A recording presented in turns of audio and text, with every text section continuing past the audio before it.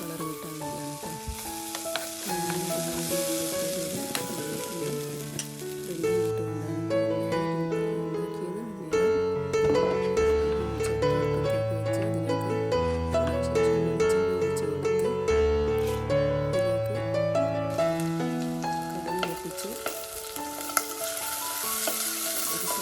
ചെറിയൊരു സവാള ഇട്ട് വഴറ്റി കൊടുക്കാം.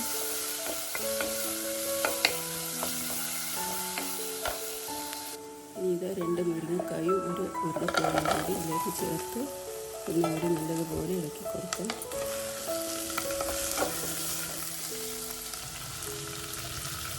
രണ്ട് തക്കാളി, 2 പച്ചമുളക് ഇതും കൂടിയിട്ട് നല്ലതുപോലെ വഴറ്റി കൊടുക്കാം.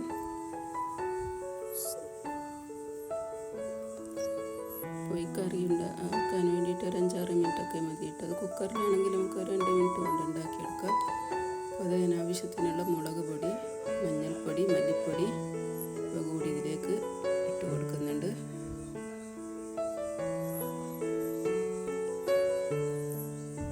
ഒരു 10-15 മിനിറ്റിനുള്ളിൽ നമുക്കൊരു കറിയും രണ്ട് തരം കറിയും ഒക്കെ ഉണ്ടാക്കിയെടുക്കാവുന്നതാണ് കേട്ടോ. അപ്പോൾ ഇതിലേക്ക് തിളച്ച വെള്ളമാണ് ഒഴിച്ച് കൊടുക്കുന്നത്. കറിയൊക്കെ വെക്കുമ്പോൾ തിളച്ച വെള്ളം ഒഴിച്ച് കൊടുത്താലാണ് ടേസ്റ്റ് കൂടുക കേട്ടോ.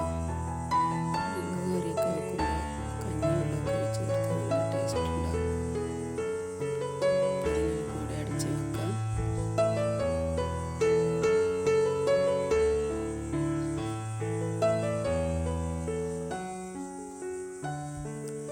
നല്ലതുപോലെ തിള വന്നിട്ടുണ്ട്. ഞാനിതിലേക്ക് തേങ്ങ അരക്കാൻ വേണ്ടി ഇത് മിക്സിൻ്റെ ജാറിലേക്ക് തേങ്ങ ഇട്ട് കൊടുത്ത് അരച്ചെടുക്കുന്നുണ്ട്. അപ്പോൾ നല്ലതുപോലെ വെന്ത് വന്നിട്ടുണ്ട് കഷ്ണങ്ങളൊക്കെ.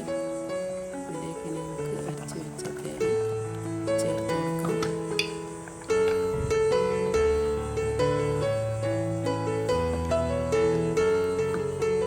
നല്ലൊരു അടിപൊളി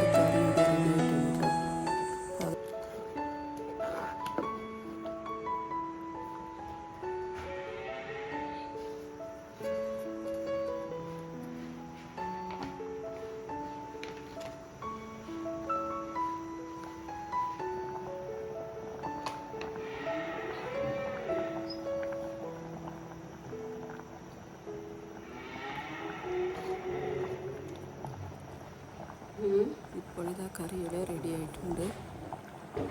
നമുക്കിവിടെ അടച്ച് വെക്കാം. ഇനി ഇതാ ഞാനൊരു മാങ്ങ ചമ്മന്തി ഉണ്ടാക്കാൻ വേണ്ടിയിട്ട് ചെറിയ തേങ്ങ മിക്സിയുടെ ജാറിലേക്ക് ഇട്ട് വെച്ച്